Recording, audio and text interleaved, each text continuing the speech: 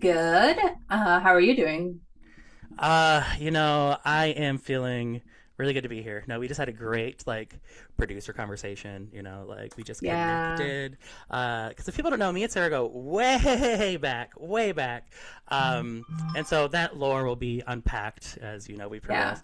And so it just really felt like Yeah. okay, yeah, we're a couple of kids who get each other. So Yeah. When we say we're millennial besties, we mean we're literally best friends from the millennium.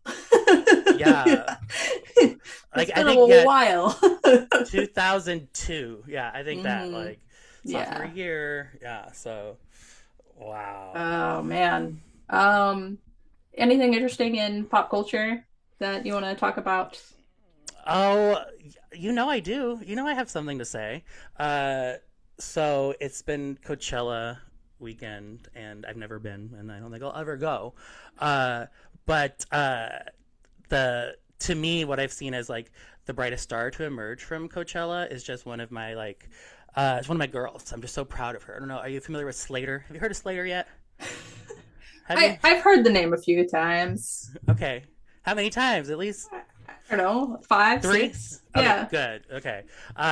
Yeah, no, she's kind of like the new it girl. So Slayyyter, if you don't know, it is Slayyyter Spring, which is not part of Brett Summer. Even everyone thinks it is though. Everyone's like, oh, Brett Summer turns to Slayyyter Spring. Actually, it's a whole different thing. Mm. But yeah, Slayyyter, she's the new pop princess from Missouri, so St. Louis based. And Oh. I don't want to say I discovered her because I don't believe in that because she's always existed, right? But I was turned on to her in like back in 2019, and I hmm just through queer art on Twitter and finding connecting with the graphic designer, and he was like, this is my work for this artist later. And so the song Mine, go back, everyone listen to that. Like when I heard that, that was like, I was like, oh, okay, she's the next one. And I made her a queer night icon. I was like, I'm cementing it. And it just feels good to be right, honestly. That's awesome.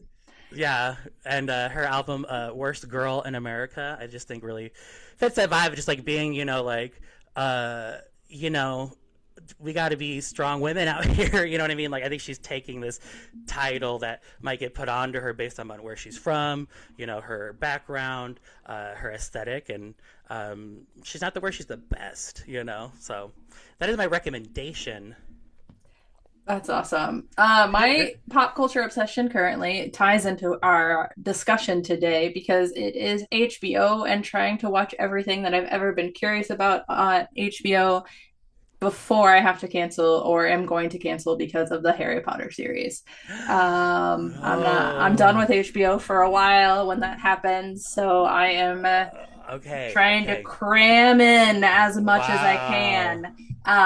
But Hacks is not part of that cram because I discovered Hacks, I think, in between season one and two and started watching it.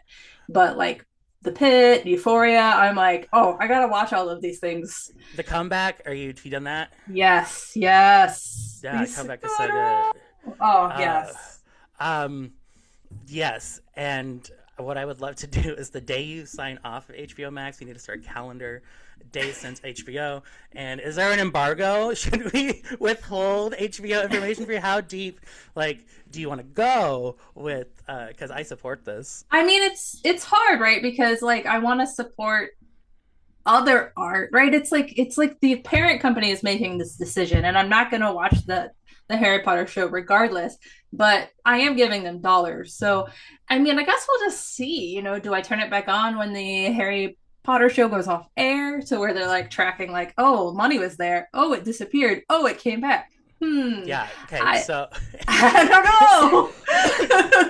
Yes, so we need you to stand strong, stay vigilant, because I think it'll be quick. Because I think they like, or they're gonna do all 7 seasons, right? They're like, we're Mhm. long-term planning, or I think honestly it's gonna just flop so bad, it's gonna be received so negatively that they're gonna quickly wrap it up, act like it never happened. Like after 1 season it's gonna be like, we are so sorry, and like they do that. Don't think that like these people are Mhm. revisionists, like, Mhm. so we have to watch it crumble. And so I'm not going to watch it either, but oh, do I give up HBO? Because also for me, HBO, I'm like, well, what are you doing for me lately? Like, yeah, Mhm. you're so good, but like, I'm counterculture, right? And so at what point do we actually be like, wait a minute, what am I doing watching the streaming services? So I think there's Hey, like you we know have what? to push back. I do have a recommendation if you're looking for an alternative streaming Oh my service. gosh, this is an organic ad. Tell me, is there a streaming service that supports LGBTQ creators? Yes, specifically sapphic geared right now. Telofilms.com is also available in app form on Android and Apple devices, as well as Roku TV. Awesome. And they recently added a podcast, and we happen to be one of their Oh my podcasts. gosh. Oh, that is so exciting. So thank you to Tello for spreading some good gay news. Excited to be streaming. So hello Tello, we're here. So yeah, check them out, download, and yeah, support. So yeah, maybe like HBO Max, we're done. We're getting Tello. Like I'll do it. Yeah. Yeah. So here we go. They have lots of content on there. It's not just it's thousands of hours of content. So Well, and how do you get more good content is you have to like support and like see what the content is, engage with it, and then like build it. mhm. We don't need Harry Potter. Like Yeah, we don't need to be telling the same story that's not even that old again and again and again for our entire adulthood. yeah, Like there's no, never not been a Harry Potter story in the works since we've been adults. no, absolutely, and I think it's permeated our culture so much that it's just become part of people's psyches, and I think that's a dangerous thing. And so like I think all the signs are there to, I hate to say it, but burn this book. I don't know. Like, Mm, you could. I don't think anyone would be mad. It's witchcraft. Oh my okay. god. It's all just circled back. All right, but today we are celebrating Hacks, the HBO comedy. For those of you that don't know, Hacks, well, But hold on. First, can I just say, yes, go back. this transition just really made me think of like, what the kids need to read in school? Hacks. So we need to make them read each book of Hack. So we have 5 books of Hack. So the 5th books of Hack is out right now. And so, yeah, Deborah Vance is Dumbledore, right? She is this, mythic being, and we're seeing her at her prime. So this isn't like Dumbledore teaching in the schools. Like, no, imagine if Dumbledore was actually out fighting evil. Like this is Dumbledore doing his tricks, and Harry Potter is. Oh my god! Okay, yes, we've unlocked That's something. going to make a lot of the things that I say later very awkward, just as a heads up. That's perfect. This is what HBO wishes they had. So this is on Tello Uh, exclusively. but right, the plot of Hacks is an aging comedy star. Deborah Vance hires a Gen Z comedy writer who had also recently flopped, and that's just her name is Ava, and that is the very beginning premise. The show Mhm. evolves, and we'll talk about all of that. Um, but I did want to. Um, Deborah Vance is very much Joan Rivers. I don't think it's like a 1-to-1, but there are so many similarities that it's jarring. Mm. This week I watched the documentary Joan Rivers' Piece of Work, which was done by IFC. Um, and it the way the woman's house looks, the way she dresses, it's Yeah. all of those notes. and Joan Rivers later in life, because that was 2010 and Joan Rivers passed away in 2014. So we see her like, yeah, the very end of her life is um it's great to watch. And it's yeah, the similarities are there. I mean, I think there are differences too, but um Well, I yeah. think yeah, Joan Rivers, like I think one of our favorite words in this podcast are blueprints or pink prints, however you want to color them. Uh, but we can't have these mythic stories without actual mythic figures, And I think we. So does Joan Rivers exist in the Hacks universe? Because there's a lot of Joan erasure. If so this is a like whoa, like because yeah, like Joan Rivers, it like That is such a good. She has to not, because literally Deborah holds that space, right? yeah. Because all of there are like there are moments like about tied back to Johnny Carson and almost Mm, having a late night TV show, yeah. and all of those moments, the QVC empire. Yeah, yeah, Every one of these little beats about Deborah's life, Joan was there. Joan was doing it. So I think you have to take her out of it, which is really interesting when you think about how many comedy legends exist yeah. in the verse. Like we've seen Margaret Cho, we've seen Rosie O, we've seen actual people. But yeah, there's no way they can both exist. They can't Yeah, occupy the same space. yeah. Oh, Oh, wow. wow. I've never thought of that until right now. Yeah. Sorry, Um, sorry, Joan. And like TBH. I think Joan Rivers is someone that like I can like respect my elders, like I'm not being shady because like she was my elder, if you are but being shady, she'd be shade her eight back, so she'd respect it. I because mean, she'd be 91, like if she yeah. was, yeah, that's so yes, I respect my elders, but I think yeah, no, whether it was, Joan being suppressed because being a woman to where she wasn't afforded opportunities, or for me, honestly, it was sometimes like, she's mean. This lady's mean. And you know, yeah, I just didn't vibe with that. And maybe Mm-hmm. like I was less forgiving of her because she was a woman, so I think maybe that's on me, little boy. you know uh but yeah, no, I think Deborah Vance for me, like I'm gonna go to Hacks universe. I'm visiting Hogwarts of Deborah Vance, I guess. Yeah, I haven't appreciated Joan Rivers a whole lot um throughout my life. And so revisiting her this week for the sake of this podcast was really interesting because I learned a lot. Mm, And especially about her like early advocacy. Like we talked about Madonna and we're like, wow, it was so shocking mm, that Madonna in 1986 was putting in AIDS info pamphlets. Like, well, in 1982, Joan Rivers was doing fundraisers for yeah. AIDS research. So, like, like absolutely, like you said, like we go back and as we get older, we try to understand our history a little bit Mm, more and fill in the gaps because in 2002, not 2002, maybe 2001, well, either way, during the 2000s when we were, mm. the era that we most talk about in the show, the era that is our coming of age, Joan Rivers was that mean girl on the red carpet.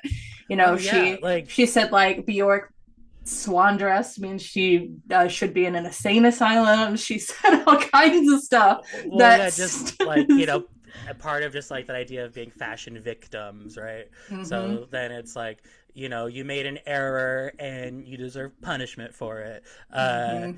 And yeah, to me, I think because here's my elder being a B word, and so it's just like it was incongruent for me for what like I was seeking to, where like I was like, Ellen's nicer, Yeah, we're of the school of be kind. And always yeah, remember, be kind. yeah, yeah, no, and so that's what we were,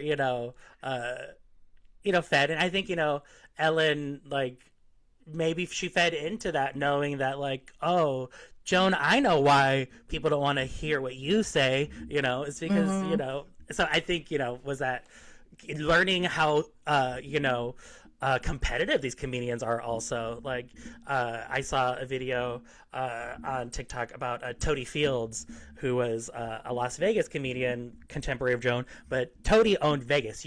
Joan was like not even allowed, like, because Toady, she's the only one, where she Mm-hmm. was pretty much just like, yeah, I'm the only woman doing this, and there will never be Wow. another. Yeah. And so she was just notorious for like openly like being hostile to women. And so that's, and Joan, that's the world that lives in. Like, Deborah Vance is that same world. Like, didn't she sabotage her friend even, Mm. to where it's like, yeah, women like were competing in a male dominated structure, and when you're in that structure, like, you are forced to do violence, like. And so that's, I feel sorry for these women Yeah. that had to kind of like endure that, but Tony was a baddie too. Like, Mm-hmm. so yeah, it's very complicated. Yeah. In Piece of Work, it starts off with her talking about her daughter being asked to pose for Playboy. And Joan is like, she was like, oh, like Melissa said they would give her 400,000 to show her breasts. And I was like, you should have asked for 600,000 more to show everything. And I think there's so much about Joan Rivers that is of a bygone era, but was so defining and opening doors, right? And we talk about that with, the way that they portrayed Deborah Vance. And it's like, yeah, I think towards the end of her life, Joan was very much like, I didn't like open the door and then leave. I'm still here holding the door, like, give Yeah. me the respect I deserve. I'm still here. Yeah, no, Um, I'm still working to where it's like, when yeah. part of like respect and admiration is like you get to sit down, you get to relax. I I think the older I get, the more that I'm glad that I have these older comedy icons that I can, like, I'm like, okay, well, what was Joan saying at this age? Because she was still Mm-hmm. vibrating, right? She wasn't dead, and I think she was, and I think I feel sorry that, I think definitely women have to kind of bear the burden of aging, in the Mm-hmm. society. And Joan was just like, well, you don't, like, these other men, they get to talk about things, they get to talk Mm-hmm. about, boring stuff, but she has to keep it, a certain way to be even heard. Like, I don't know, like, she couldn't No, rely on like absolutely. what men could rely on. It had to be about she's old, like, Mm-hmm. that's what they made it. Yeah, I mean, I don't know. I haven't watched a lot of Larry David, but I can't imagine that over half of his routine is about like, the process of aging on his body. Maybe it is, but I mean, it's more so about him being annoyed at other things, So yeah. I Mm-hmm. think, that's, yeah, it's not core to like, yeah, he's observational, but Mm-hmm. it's not from like a look at me decay, which is, what I think women have had to kind of, compete against. And like, but men are allowed to do so. Like, it's like, Mm-hmm. oh, a man, yeah, of course you're supposed to, do whatever you can, Mm-hmm. Oh, I'm tired. Well, that's okay. I mean, I don't think we have to have a big part about like, Yeah. this isn't a We Love Joan Rivers podcast. So we Keep that can in. we're Keep that in. this This isn't isn't we. Okay. Thank you. We're back from our crash out over what we want to say about Joan Rivers, because honestly, yeah, this is not a Joan Rivers podcast. So, yeah, like we do this a lot in the show. We understand and we appreciate things from a historical perspective and their importance to how we got to the mm. culture we do enjoy, and we can move on, right? Well, All because I was just thinking, right. I think we were both like, oh God, we got to give Joan her flowers now. So I was like, I what's mean, my favorite yes. Joan bit? I don't have one. I thought she was mean. I thought her relationship with her daughter also, I was kind of just like, Melissa, I need you to like think for yourself, you know? So yeah, that for me is like when I think about like just even seeing that dynamic of the mother daughter, like, Mm-hmm. I get it. I've become closer to my parents as I've gotten older, luckily, and so I can't deny that when I see it. But definitely it was very much like Melissa was in the shadow as the daughter. So it was like, Hmm.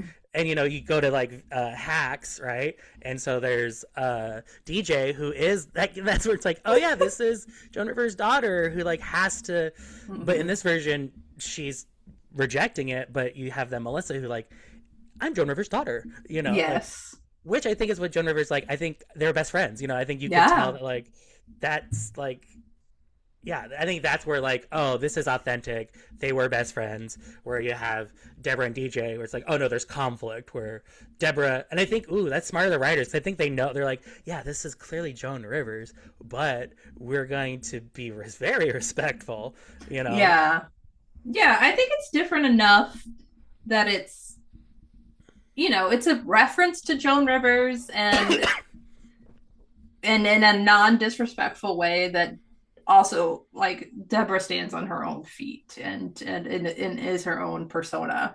Um Yeah, she's oh an my amazing character. Jean Smart, like the writing. Yeah. Oof. Jean Smart, indeed. Yeah, just amazing actress, gorgeous. Um, maybe this is a Jean Smart, I Love Jean Smart podcast because I think I had a crush on her in Designing Women. Like I wasn't really aware what a crush Oh was, but I yeah. was like, something about you is cool. And then, she kind of disappeared and we're in our Renaissance, if you will, Yes. here. I watched Fargo in 2014, 15, 16, somewhere in the late 20 teens. She was on Fargo, and that was pretty good. Hmm. And then Mayor of Easton, and now we get to celebrate her in Hacks, Well, which I just is remember the best as thing she's ever done. well, as a kid, I think, you know, as a little gay boy, right? You're like, what women do you find pretty? And so, and it'd be like we'd watch a movie, and I just remember like there was always this expectation of just like, which one of the actresses would you want to sleep with? Like the '90s were crazy, everyone. Yeah. Like that was kind of just like what your family talked about. Like, why I don't like anybody, And so I remember like that one, she's gorgeous. It would like Jean Smart's one of those women where I'm just like Mhm. they just have this like just I think statuesque presence and are just smart and like very funny and cutting and like I Mhm. was like for me I was just like if I had to marry a woman I guess I'll pick that one. Yeah, why was that? Like at like 5, I think about that sometimes because I have a 5-year-old and I'm like, I do remember, like I almost like she watches this one YouTuber a lot and I'm like, I almost like I heard my mother's voice in the back of my head go, ask her if she thinks he's cute. And I was like, why would I do that? Yeah, no, Like, I mean that what is that? okay, yeah, going back to just like that era, I think that uh, there were just a lot of ideas and messages being pushed to just like people, and I think people Hmm. just kind of naturally like if you live in a hypersexualized society, that's going to trickle down to just like everything. Hmm. And so I think yeah, that's definitely something that I've gotten older where I'm just like, wait a minute, where does this like instinctual like is that your boyfriend like where does that come from like because Yeah. that's not like We're like, i'm i yeah. i'm not actually like yeah so give 90 kid a break, okay. Hmm. Oh, that's so funny. Oh my gosh, yeah, Jean Smart. Okay, where else? Oh, she was in she was in Watchmen, right? Yes. Oh my Oh, god, there's the meme where she's holding do you know this, the Jean Smart meme where she's, oh god. no. Do you need to show it? Uh, Let's show it. no, I will. Okay. Hold on.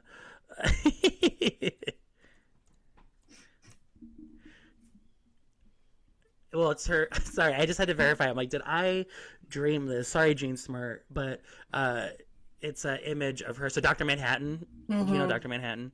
And so she, of course, plays his love interest, Silk Spectre, and she pulls. There's a scene where she's in the bedroom and she has this big silver briefcase. She opens it up and it is like a 12-inch blue silver dildo. Yeah, okay. Yeah, and so I like remember that. Yeah. so yeah. Sorry, I just didn't want to go to trouble. I have to click share screen. I was like, I'll just describe it in vivid detail. Um, it has two balls at the bottom of it too. So that's a meme that you send to someone where you're like, I got a lot of work to do, you know. So, Oh gosh. but yeah, no, only Gene Smart, only Gene Mhm. Smart. So if you can't find that meme, just Gene Smart, Doctor Manhattan. There you go. Let's go back to hacks. Do you remember? Do you remember your thoughts on the first season? Yeah, no, I was thinking about this for yeah, because Hacks really like came fast and furious. I just remember like the first episode. It was just good. It was just funny, you know. Mm-hmm. And I think it was very relatable, especially with like Ava, like you know, she was canceled for a tweet, and so it's very just of that time. It came out, yeah, 2020. Um, I was someone who like will get in trouble for what I tweet on the internet and just like in my own Mm-hmm. like tiny like this is a small town, people, you know. Mm-hmm. Uh, and so just that was very identifiable, and you know it did feel that it was end of the world, where it's just like, oh no, people are mad at you, like they misconstrue something you said, and Yeah, you're except for you're Ava, it really was. yeah. Well, yeah, no, and that's where it's just like Yeah. it um, can be life altering, you Mm-hmm. know. Um, and yeah, no, so I think it's kind of like a survivor's tale. This whole thing, where it's just like both of them are, Mm-hmm. you know, kind of um, unexpectedly like knocked off their top of their game, you know. And I think that they happen to anyone, you know what I mean? Yeah. Like you could just make one mistake, and it's like, oh shit. But the resiliency and yeah, no, I just remember it was just like, oh, there's this little show, Jean Smart. Let's see if she can. And this Hannah Einbender, never heard of her. Never heard of her. And Hannah, then I know like, who. yeah, and then like next, like, because it was renewed instantly. They're like, Mm-hmm. don't worry, everyone. You like the first two episodes? We ordered four more seasons. You know, so that was like Yeah. promising. Um, I didn't watch it the like when it aired. I watched the entire first season and like right before the second season started. And of course like the instant like relating to Hannah and being like, wow, Deb Deb's so out of touch. And then like the way that it evolves and you're like, no, wait. They're both out of touch. Yeah. Is really refreshing. And there are still like there are moments from that first season that I'm like, wow, that's like that would be the worst boss ever. Um, but season two is where it like really picks up in terms of the Mm. comedy for me, in terms of just the references, in terms of the queerness. Oh yeah, yeah. Well, yeah. Just What I was thinking about is just like I think with that first season, when you get something like this, like oh, a Gene Smart show, we got a queer Gen Z writer on it. Okay, good luck getting it past one season. You know, I think of we think of like the comeback where you mm-hmm, know that you know didn't last long, right? And so mm-hmm, I don't think we felt like this would be anything. It wouldn't be allowed to become the mm-hmm. juggernaut that it is, and I think it's yeah. So it's kind of like a relief. It's like, oh gosh, Hacks made it, everybody. We're here at a second season, and now let's really dig in because I think this is where yeah, you Mm-hmm. really see like the first season. It's that like adversarial relationship, and the second season, it's like okay, now they're the best buddy duo you've ever seen, you know. And so Mm-hmm. that's where it's like, okay, this is a buddy comedy now. We get it. So Yes. The cruise ship episode, I just need to unpack that a little bit more for everybody. yes, If you haven't seen, like, if you're like, I don't know about this show, and you're the type of person that can hop into a random episode of a comedy, start with the Olivia Cruz episode because Deborah Vance accidentally books a gay cruise yes. and it's a lesbian cruise. And the first thing they see is Margaret Cho coming off the boat and they're talking about it. And Margaret Cho is like, yeah, I love this. Being Margaret Cho, lesbians love me, blah, blah, blah, blah. And Deborah's like look of panic as she like eyes around and realizes what's happening is so good. It's so good. And then everything that happens, of course, lesbians initially love Deborah, and then she gets into her head. Meanwhile, Ava is failing at a threesome. It's wild Well, and yeah, so good. it is like that is definitely like a. It's We a should do it. bottle episode that you can just Okay, pick up. we should do a reaction episode. We should rewatch it and do a react to that. Because I do think that's what's fun about this is I think this whole it's all tropes, right? And Mm-hmm. so and I was like, what if Deborah was on a gay cruise and and just like it plays out exactly like you of course there were like this would be a problem, and just Mm-hmm. how like you come to see it from like everyone's point of view where it's like, oh yeah, no, everyone has their own opinions and thoughts and yeah, it was just funny like because Ava, isn't she like oh yeah, just like she's with all like young Gen Z queer, so it's like the youth collisions with like you have the traditional lesbians and you have like the new kids and then you have Deborah who like I think for her is she's still of that age where it's like you just don't talk about what you do. Like anyone like and yeah, no, that's a great episode. And then the Margaret Cho of it all, like did Mm-hmm. so did Deborah and Margaret get along? Is that because Margaret Cho exists Yes, you're and right. So good point. Because yeah, Margaret Cho and Joan Rivers probably wouldn't have gotten along, right? well, because I know Oh no, maybe they did.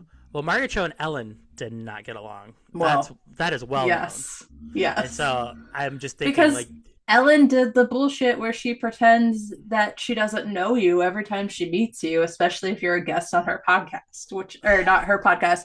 Yes, Ellen had a podcast just like me on her talk show. listen, I think we've said the name too much. We're gonna get flagged, so It's Beetlejuice. yeah. So so yeah, I was just wondering if like that trope was then like put onto Deborah. We're like, okay, now we're gonna now make Deborah hate Margaret Cho too. No, I don't think so. Um, but yeah, that second season had lots of cameos, and Laurie Metcalf was the driver for their road tour bus, and that was Oh. so wild. And she's great. And so I like that. Yeah, like comedy legends just hanging out being comedy legends is. Well, I think that's kind of like just part of like the queer fever dream of it all, where like yes, Laurie Metcalf from Roseanne. Yeah, I think this is because they kind of there's no roles for women in Hollywood. I'm like I could watch these people every day. Like, what do you mean there's no roles? Like, Yeah. clearly, Laurie Metcalf can be a bus driver. Like, like there are roles. And I just think the success of this just paves the way for more. And I think it's even probably why like they're ending it after 5 seasons because like okay, well, what if we like just wrap this story up, but then we do something bigger next time, and it's Laurie Mm-hmm. Metcalf, and and she's doing this with her best girlfriends. When Margaret Cho's there too, Fingers crossed. yeah. Yeah, I do also agree that like I think two shows go on for too long. I mean, that's happening. And I think there are times when shows go on for too short and they're canceled right away. And then there are times when shows go on for Grey's Anatomy's on what, season 23 or something absurd. I don't know. Um in Well, yeah, Grey's Anatomy. No, I'm it's not not. starting that campaign right now. You've already gone after HBO. We can't go after ABC. Stop. You're out of control. um, no, yeah, I agree. I think what I love with a complete series is like, oh, it's beautiful. It's just the way it is. So now we have Hacks, and we can add that to the Criterion Collection, the whole thing. The And Criterion Collection, nice. well, because there's when shows fall off, it is like, as a fan of things, it just like I don't want to ever go back to it. Like Yeah. you can leave things, but when something like can stick the landing, like which Hacks isn't over yet, so maybe I shouldn't like Yeah. But from what I've seen, that's what okay. The second episode airs tonight, so I was like Yes. okay, Just to because the first timestamp episode, it for the audience, we yeah, are have not seen the second episode. And by the time this airs, I think it'll be like six. Yeah, it'll we'll be be out. over. It'll be over. Yeah. No. Okay. Yeah. It might be over, it might be right near the finale when you hear this. Either way. we don't know what's happened past the first episode, which the first episode was good. And we're not deep Oh diving my gosh, into. yeah, that no, just the Meg Stalter of it all. I thought Meg Stalter in this episode had an amazing just moment. And, and like I feel like I'm being so vague right now. Where I'm just like, you haven't seen it, you're not directly referencing it. I'm like, no, watch it yourself. Meg Stalter, like her, just her. Yes.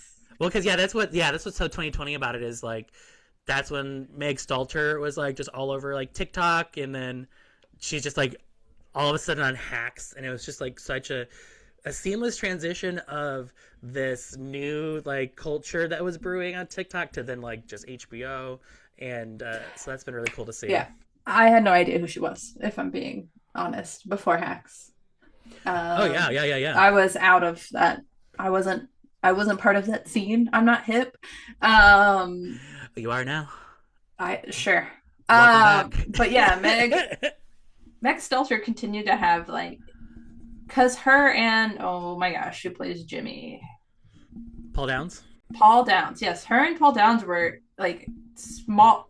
Their parts have grown so much, and by Oh season my four, they're gosh. like the whole story.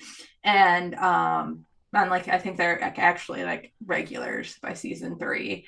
Mm-hmm. But like just their little moments of like stealing the scene and stealing like just saying the thing, especially Meg. And Jimmy's role is Paul Downs' role is about like observation of the thing that seems absurd that nobody else is saying. And he's just the straight man to some of the, the chaos that's happening around him so many And times. wildly enough, is a straight man. Uh, Yeah.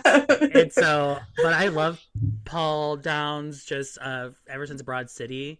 Uh, Mhm. and no, very attractive man, I've always thought. And so Mhm. funny to where I'm just like, you are pretty great, sir. you know? Mhm. Uh, but then just to like kind of see him in this. Because it's like his character is so serious and it feels like such a serious role, but he Mhm. can just like because like yeah, like he's It's just like such a a face. I mean, he's just making like a like Deborah or Ava will say something and he's just like, but and it's just the funniest thing. yeah, Like, you could just see his little heart breaking, and because it's a comedy, it's funny. Like it's yeah. So yeah, no. Roses for Paul Downs, Paul W. yes, Downs. yes, Paul W. Downs, and yeah, and Meg is says the most absurd things, and it is Well, yeah, yeah, Meg Stalter is she's kind of like got like I'm like okay, how would I describe her bit? Because it's not like she's playing dumb, but she's kind of just saying like the first thing that pops in her head sometimes. I think, mm-hmm. or like uh, yeah, cause I She when has he exploded in her parodies of herself and pop culture. Like the and pulled Paul W. Downs into some of it too. They both wore the mimic of Timothy Chalamet and Kardashian girlfriend's orange outfits. Have you seen that? yeah, yeah, yeah, yeah, yeah, yeah, yeah. No, Yes. yeah, like That was like a whole well, so yeah, no, so where these personas have transcended the television show, which Mhm. like that and for me, that's I'm like, yeah, that's where like creativity and artistry is moving Mhm. towards. Because I just think even like when Meg Salter was on like was it Stephen Colbert and because she did the show in London, the Lena Dunham show that already got Mhm. canceled, did it in London and she was promoting it, Mhm. and he was like, so how's London? And she goes, it was great, get me out of here something like that.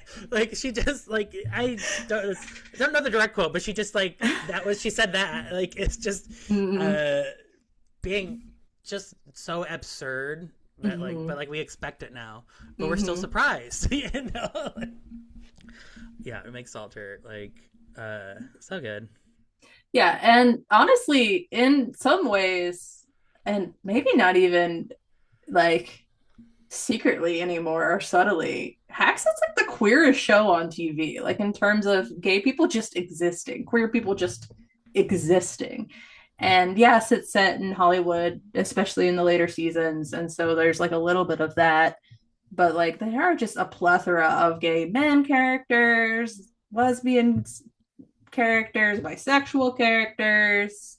It's just Yeah, I think because it is, about a creative field. And I think that, just the, I think the levels of success you're at, and I think it has, I don't know, I think people kind of are more comfortable with living their truths at once you attain a certain like level of success or comfortability, right? And Mm-hmm. so they may not have always been, we don't know the entirety of these people's lives, but Mm-hmm. knowing that they're existing in a space where like, oh, they are living authentically, Mm-hmm. so yeah, no, it's very like aspirational. I'm like, okay, Yeah. I want And to I don't be. remember if it's two or three where Marcus has where the drama with Marcus and his boyfriend is that he keeps choosing work over his Mm, boyfriend. And I was like, that is such a straight storyline. Like, that's a storyline that we see in so many straight situations. And I love that we're finally getting to see how gay men deal with it because it's like, for the first time ever, not the first time ever, but very rarely do we get to see gay men who are just being gay men. And I oh think yeah, Marcus is a huge part of that. And I can um, definitely just I related to that storyline exactly for those reasons. I think mhm, when you are, a talented gay man or a queer man, like there's sometimes the expectation of giving your all to your mission, mhm, your work, because you don't have a family, you've kind of have chosen or appear to like detach yourself from that to where mhm, oh, he's just a good time guy. He does what he wants, like he mhm. goes to the club on weekends, like but that doesn't mean that like you can't take time for those that matter, or because I could definitely relate to that where it's like, oh yeah, no, I've definitely got to work, got to sorry, like, and Mhm. it's the little moments where it's like, oh no, intimacy is like just being doing boring things together. Like you Mhm. can't just be here for the good times. Like you need to you need to be present with me in these other moments. So, and yeah, you're right there, that storyline like really hasn't, I haven't resonated with a storyline such as that. Mhm. I Oh, the guy from Ugly Betty. Oh, Mark Indelicato. Yes. Yeah. So yeah, this yeah, he definitely, his character has gotten more screen time in the last couple seasons. Uh, but when I saw him on this, it was very much like just like a queer homecoming, like because Marco Delicato was on Ugly Betty. He played Justin, Betty's niece, and he was just obviously a gay kid, right? And so, Mhm. but when it's a 12-year-old gay kid, you don't say he's gay, but you get the character is allowed to exist fully as Mhm. that queer little being. So he was into fashion, and he was very sensitive, and his dad was a gangster or whatever. I don't know how they portrayed him, Yeah. which was like in direct conflict with the soft boy. And Mhm. I've always admired his acting ability and to take on that vulnerable role and kind of just like step into that. So when I saw him on Hacks, I was like, yes, thank you. Like our boy is Mhm. home. Like the family's back together. Like so part of me was Yeah. like, can they just okay? What they need to do is retcon this so that character is actually Ugly Betty's nephew, right? And so Yes. then we can get in Betty Oh. Suarez to uh, Hacks universe. They have a few episodes yet. They could, because it makes sense. He's like, yeah, I just like got into this, I my mean, if we live in a verse where Joan Rivers isn't real, why not? Ugly Betty can be real. please. There's no Harry Potter in either. Yes. Oh no, what if Oh. the last Hacks is like Deborah signs up to play Dumbledore, and like that's a whole subplot, and so Ava has to like she argues with J.K. Rowling. Like I think that could be, there's something there. That's funny. That's a fan fiction that you're writing. Speaking of fan fiction, the Deb Ava shippers are there. They've got Oh, we I think it's died down a little bit. I mean for me it's died down. I think the story has pivoted away from it. I'm sure there are people that are still like it needs to happen. there was a tension in season one. There's always a tension when there's a boss lady that's speaking down to you. Yeah, no, Yeah. I know, And they absolutely. explore it from Ava's perspective in season two Mm-hmm. a little bit. She's like fantasizing a bit about Deborah and what does that mean, right? So Yeah.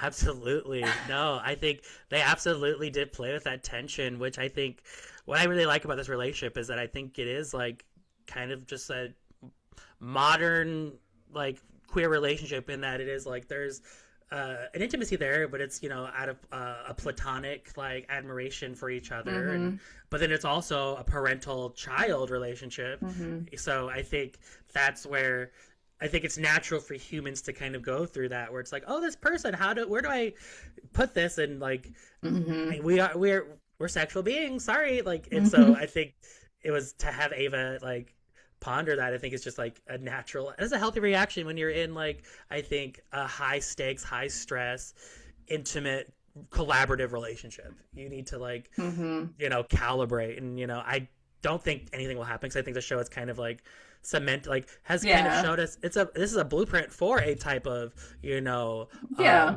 woman based relationship, say, like Mm-hmm. I think that's like, oh, this is you can call it mother daughter, you can call it sisters, you can call it lovers, it all like connects. Yeah. And especially like I mean, yeah, they explore it like compared to like what Ava's mom actually is like, and she just was never really able to connect with her mom on a at least not an adulthood that we see, right? On like Her mother, an that intimate, character. like they don't actually talk about anything real. And so I think Deborah is her person, and whether that's romantic or not, like like what is a soulmate, right? Like it doesn't Mm, necessarily mean like this person can get you and you can get them in a way that nobody else does without it necessarily being a sexual thing. And I think you're right that that is so rarely highlighted on mm. TV. And yeah, just showing other types of queer love. Well, I think that's like even through like creativity and the arts is to create a thing together requires a mutual understanding, and Mm-hmm. I think that's they have success in this universe because of their ability to work together and have this relationship. um yeah. I just what I thought about you mentioned Ava's mom, that is my least favorite character. I just don't Mm-hmm. understand, but it's to me she's just like, I think she's supposed to represent this kind of void Mm-hmm. energy that Ava might be running from, because I think that's something that, like, as a queer kid, I think is you see, the world of possibilities, but then on the other side, there's like nothing, Mm-hmm. and just her, yeah, just something about the relationship with the mother. It's just, she has her flaws, and I think Ava clearly is looking for, not clearly is looking for a mother, but I think the writers would not be upset if you're like, oh, you got it, you see it, like, Mm-hmm. um so yeah, there's definitely, and that's something that like, you know I am a son to a mother, which is very different than a Mm-hmm. daughter. I know that because I have sisters. Yeah. I have zero comments on this topic. Uh, yeah, no, I mean, I think there's a lot. I think when you're growing up and you're finding your own voice, I think it is hard to kind of separate the person that your parents, particularly your mother, if you're a daughter, wanted or thought you were from who you are. Mhm. And like how easily, when just like little conversations occur, um, like especially in like your 20s, it's like, no, you don't get what I'm saying about that. Please don't make it about that. Mhm. Um, Yeah, no, yeah. because they parents just don't understand. And I like, yeah, yeah, Caitlin Olsen as DJ. Like, Mm-hmm. I just love, Mm. I love Caitlin Olsen so much. Like, High Potential is my favorite show. uh, Yeah, that's and amazing. I yeah, haven't watched it. oh, it's so I good. should. Okay, I will. It's just like, uh, she's just a baddie. Like, she's great, but and so she's definitely like I think for her to like be in this show is just like, oh, it's also these are funny women. So I think it's like, and we got Mm-hmm. to get Caitlin Olsen in here because she is a natural talent, and uh, Mm-hmm. I just yeah, so Caitlin Olsen reminds me of my big sister. Like people actually ask my sister, "Have you heard of Caitlin Olsen? You look just like her." So Yeah. Okay. I can see yeah, so that. Caitlin Yeah. Olsen will play my big sister in the movie about my life. I've already casted it, uh, but no, I just think she just does a great job of being that daughter who, like, yeah, is turning away from her mother because she has to be herself. Like, Mm-hmm. it's not about she doesn't want to be famous, like, and famous people don't understand that. Mm-hmm. Yeah, I love the role of DJ and how much that character has grown and developed and is My favorite part is when DJ plays piano. The only song she knows how to play is the Jurassic Park theme song. It is the best. Like, it is like, to me, that like I died. Or it's like, yeah, her big like recital, or yeah, she's showing off to everyone at a party. It Mhm. is a Jurassic Park theme song, and Caitlin also really played it. Yeah. And I think that's a joke they like brought back even to where it's like she did it once and then she did it again. Hmm. Yeah, no, but yeah, it's so funny. Like, how does the Jurassic Park theme song even go? She nails it though. Yeah. Um, well, if we don't have any, Oh, oh, sorry. Now the hacks is coming. I'm like, okay. okay. Yes, keep So going. I was like, just other. So again, we're talking about women comedy. Dance Mom, that character. Oh my God, yes. Oh, It's yes. A I think season four character exclusively. Blown away because everything she'd ever said to them wound up being fake. And I just, well, I think Dance Mom was kind of maybe like the Ellenification like hmm. of hacks, like so hacks Yes. Uh-huh. being like, okay, so this is like how do we address like because it was just someone they just found Hmm. and but she was kind of like getting viral, so she was had a TikTok Hmm. and it was just a woman dancing, and so like she's just thrown into like this madness, and like she doesn't know what she's doing, she doesn't know how to manage money, she just got by like just fooling everybody, but Hmm. uh and so but just the I don't even know the actress's name, I just know her as Dance Mom. So I got Hmm. Caitlin Olsen, Dance Mom, uh Meg Stalter, uh and Uh, then Gabby Wendy's yes, spouse, Robbie Hoff, yeah, we gotta cite the Robbie Hoffman. Hoffman, right? Just Hoffman. Yeah, no, yeah, Okay. uh and yeah. They're the funniest fucking thing ever this season. Like Oh, the yeah. fact that the first episode of season five where they had just casually read the entire contract of Deborah's the entirety of Deborah's contract with the agency, and they're just like spitting facts, and everybody's like, huh. And Oh, yeah, then yeah. like Robbie was like, I don't know the character's name, was like, what? Nobody else read. Oh, How yeah, real no. is that? How What real is that? is Randy?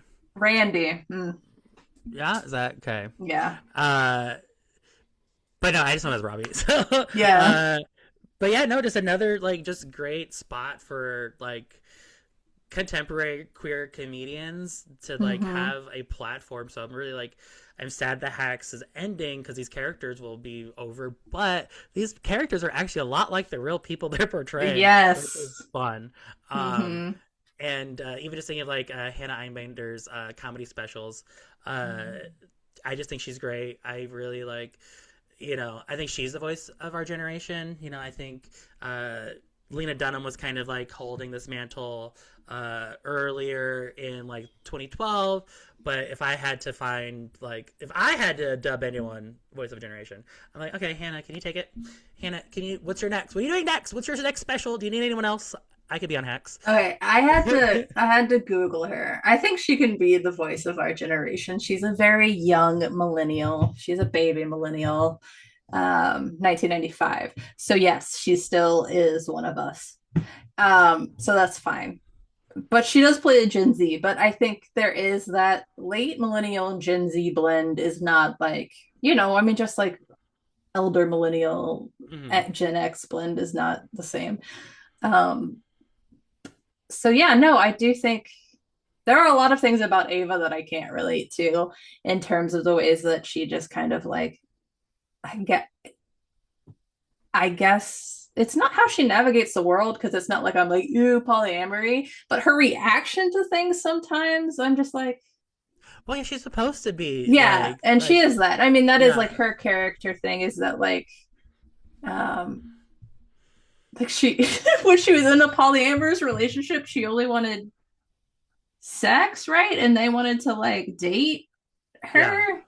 Like that, like I was like, this isn't a storyline that I can relate to, but it was funny. It was very well done. It was just like Well, she's, yeah. I think feel like Ava's very much say like just a Larry David type character, compared to yeah. what uh Yeah, you're Deborah is right. She's doing. given Yeah. a it's more typical sitcom kind of antics with Ava because it's like this is a situation she's in. Let's see Well, how she she's responds. and the thing is like, and I think she's just like all of us. She's so confident in everything she's doing that like, yeah, of course, I own this house in LA, but I sublease it, and I'm a landlord, and I gotta go fix the plumbing. Like she, where she's like, what are you doing? Like this, you're Mm-hmm. not like making any sense. You like, yeah. So, but I think we need to see someone do that, and um, Mm-hmm.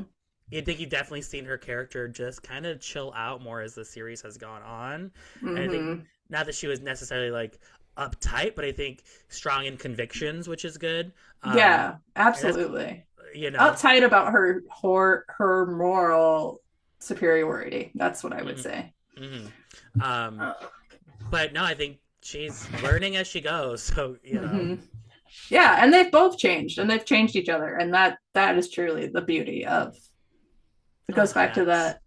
that female friendship thing. Speaking of failed stand-up comedians, no, we are not failed stand-up comedians. We're Oh my gosh, yeah. baby wannabe comedians, but the bar that we do stand-up at has closed. I almost said failed. I don't think that's the case. No, no, the bar has not closed. Not the bar. Yeah. So Sorry. that Well, it's the queer open mic has come to a close because the bartender who facilitates and runs it is just stepping away, and so kind of Mm-hmm. it's like, and a lot of times with these DIY spaces, it's like, well, it's one person that's kind of like holding it down and organizing, and when they leave, Mm-hmm. which I think all good things, just like Hacks ending after season 5. We had our little Hacks, like I think we would do 5 performances. Yes. Okay, yeah. Yeah. Um, and so yeah, no, it's been fun, you know. Mm-hmm. um, And there are but other spaces, and yeah, if we're there, there are queer spaces. That's how that works, right? so I guess, yeah. Let's talk about, let's go in depth more. What was like? Do you want to continue doing more? What's the like? What Yeah. what, So what was your best moments? What was the like? How like? I'll yeah. Let's critique. Just debrief. yeah, well, I guess the best moment was that I had some friends that had never been to a spot there before come in and they left and they texted me and they're like, "You're the funniest one," which could be Nice. just because they were my friends, but that's what um, that's what good friends are for. So yeah. But when I was watching Joan Rivers' piece of work, I was like, I'm not a stand-up comedian. And of course I'm not a stand-up comedian in the way that Joan Rivers is a stand-up comedian. But like the woman had filing cabinets, multiple filing cabinets of just jokes related to situations. And so you and I have just been spitballing, or maybe we have Yeah. some ideas, but there's not a real, we're not in the process of Uh-huh. writing a comedy bit. And I Yeah. think that's what separates, just doing this for fun and being kind of amateur hobbyist comedians, stand-up Oh, comedians. absolutely. Yeah, no, I think uh definitely to do it at that level, like the study, the rigor that's required. Mm-hmm. No, and I think for me, like I've performed on this stage just like for years, just as like a Mm-hmm. host or MC, and I've done improv. So for me, it's very much just like top of the dome, stream of conscious. I don't care. Like it is more performance based to where it's like to like say put together like an hour special like and have like because you also need like a through line, right? You need it needs Yeah. to be coherent. And I'm not someone who's like, oh yeah, I could just wing an hour. Like there's people that do that. I think there's people that Yeah. like I are think, yeah. like I'm someone who can I can chat it up for 3 minutes, four maybe, but Hmm. I humble enough to not try to be like, get me on this set, give me 15 minutes. I'm not ready. I'm not. Yeah. Because that's the other, yeah. I think good comedy, yeah, it has to be good, and Hmm. it's not just about like being brave and getting up there and being yourself. Like, no, that's not what people actually want to Hmm. see. That's not what Hacks is about. These people are funny. They're Hmm. not hacks. Right. Neither Yeah. are we. We are not hacks either. So, Yeah. And so yeah, I don't know. Like I mean, as of right now, I'm not like, this is my next open mic that I'm headed to, but I'm also not like, oh, I'm never gonna do it again since this one space closed. Like I don't feel that way at all. oh yeah. Well, I So think it's also just I've got to know a lot of people in the local comedy scene, and it's just a fun group. And so even going to um, it's the back line that is doing the hmm. say Wednesday. I mean, like I'll even go watch. For me, it's Hmm. honest.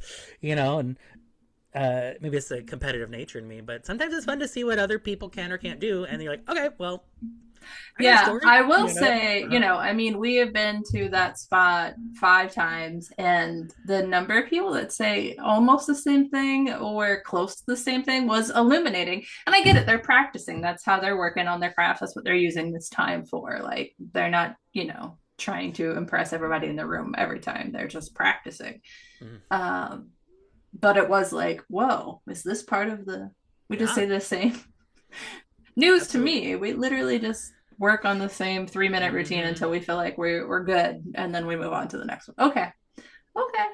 Yeah, no, I think those are more of your studied comedians, and I Mm-hmm. definitely know people that like are good at the craft and like are Mm-hmm. engaging with it as such. So, um, Mm-hmm. yeah, I'm not for me. I don't like homework. I like it's giving homework, and Mm-hmm. I don't want to do homework. So that's all. That's all I'll say to that. Yeah. Okay. Well, give stand-up comedy a try if you haven't and you want to. There's nothing holding you back but you. That's what I'll say. And Yeah, watch just Hacks. find your inner Deborah Vance, because I think she's a survivor. She's a woman who survived, and she's not stopping even after. I just can't wait to see how they wrap it up. How do you think Hacks will end? I don't know. I read so okay, so I watched a lot of interviews with them, and I read that it took Gene a while to be really happy with the way it ended. So I am curious to know what that means, right? Like I'm guessing it's never the full comeback that she's always wanted. Like this Hmm. whole show she's been trying to get there, and maybe the end is she's just finally at peace with not getting there, you know?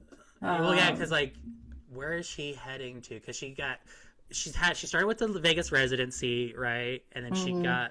she lost that, and then yeah, I just trying to think of like Her her direct. goal right now, according to the end of episode 1, is to sell out Madison Square Square Garden. Garden, which is something no comedian's done. Or only like five have done or something. Like Yeah. it's she would be Hmm. this would be her EGOT moment, right? Hmm. So yeah, I think she'll accomplish it. I will not be here for any like surprise tragedy like spin, which like say they did Yeah. in like which like I would say happened in Secession, but was very necessary to the story, right? Yeah. So like this isn't to be like no, I don't want. I want it to be only what I want, but I'm just like I do want something that like makes sense to what like I've been building for. Do not hurt my babies. Like, Mm. don't even think about it. Like I know what HBO does or could do. I don't think they would, but I think this show also plays with tropes. So I would not be surprised if they have some, because honestly, why are Meg and Dude, Paul wearing this weird outfit on the runway? Like what if there's some meta thing to it that we aren't even picking up yet? I don't know. Conspiracy theory. Oh yeah, my mind just went dark. Like Madison Square Garden sold out and dies of a heart attack, and somebody Don't else has to go stop on. saying it. That's my dark. That's my dark theory. We gotta get the ghosts out of here. I don't like it. But no, it's important to identify what we do not want to happen. So we don't play with this. HBO. Yeah, I'm not trying to put that in the universe, except for I already did. I'm not the first person to have that theory, I'm sure. Oh no, I posited that could be something. So, but yeah, no, I think this is it's gonna be we got 8 episodes. There's gonna be a void, I think, for me in terms of just queer people existing on TV once this show is over, and that makes me sad. But yeah, I think it'll birth something new is what I'm really hoping, and I think my queer hopes still also lie in I think Hannah Einbender will. I think she needs to wrap this up so she can give us something more of something. And I also think another HBO property that you aren't going to be able to watch soon, Julio Torres. I think he's really another voice of a generation. We have multiple voices. But who is holding that queer representation. And I think I'm at the point kind of in just my existence and being where I don't even think I'm it's not even I label it queer, but I don't need to because it's for me just me. It's my frequency. It's the things that I like, because his latest special, it was very theoretical and philosophical. I'm well, what's queer about this? Gosh, But yeah, I mean, it goes back to that thing, we're just holding space, so therefore we're there. It's queer. It all circles back to each other. But no, I think just even with, because I think sometimes people can think of just shift, the country's changing and they're just not wanting to do LGBTQ stuff. For me, I think there's just ebbs and flows. I'm well, sometimes we have to regroup, okay? Sometimes I don't think we can diminish the, state of what's happening, but let us rebuild. Let us wrap up Hacks, give Hannah Einbender a bigger project that's really going to shake things up. So yeah, that's how I feel. We're reconsolidating. Yeah, I think that's perfect. Gosh, I love the show. I'm glad it exists, and I'm not going to be sad that it ended, because I know it's going to end in a great place and it's going to be satisfying. That's what I'm going to say. That's how I'm going to end this talk. And then you will log out of HBO. Well, first you will cancel subscription, then you will log out of the HBO Max app, and you will delete it, and then you will open the Tello app. Yes, right, one right after another. I already have a Tello subscription, but if you are getting rid of your HBO Max like me and you don't have one, it is only $7.99, and there's a free 3-day trial. There is now. I don't know if there will be then. There probably will be then. Ooh, yeah, and perfect for Lesbian Visibility Week. Wow. Oh no, but this will be over by the time of Lesbian Visibility Week. This episode, it will have already happened.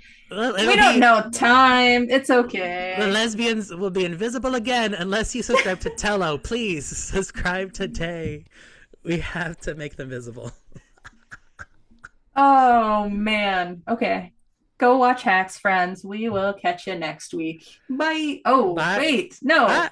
You can catch us on Tello, of course. You can also always subscribe to us at Gay2k podcast.substack.com. And you can also follow us on Spotify, where I will be releasing recaps of RuPaul's Drag Race. So bonus content on Spotify, and audio only, because my guests, they cannot reveal their identities on film. I'm getting some primo celebrity cameos, so just tune in. Catch you next time. Bye. Bye. Stop. Stop the recording. Oh my god, did it not record? I'm gay. Did I not record? It says it's still recording on my end. I'm gay. Oh, okay.